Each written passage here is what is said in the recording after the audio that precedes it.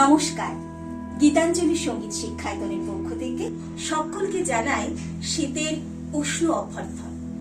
হ্যাঁ, শীতকাল এসে গেছে, তাই তো চতুর্দিকে চলছে সাংস্কৃতিক উৎসবের মেলা।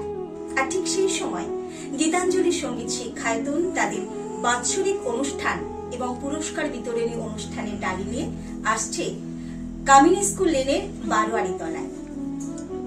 এই অনুষ্ঠানে আমরা যে শুধুমাত্র সঙ্গীতই শুনবো তা কিন্তু নয়, সঙ্গীতের পাশাপাশি থাকবে কবিতা আবৃত্তি এবং নাচও। আর এই অনুষ্ঠানের প্রধান অতিথির আসন অলঙ্কৃত করবে উত্তর হাওড়া শিল্পী সংস্থার সভাপতি মাননীয় শ্রী সমিত ঘোষ মহাশয়। আর এই অনুষ্ঠানে সঙ্গীতকে অলঙ্কৃত করতে যারা সহযোগিতা করবে তারা হলেন কিবোর্ডে থাকবে সুবীর সাহা, পারকাসানে শ্যাম কুণ্ডু এবং তবলায় থাকবে শুভব্রত ব্যানার্জি।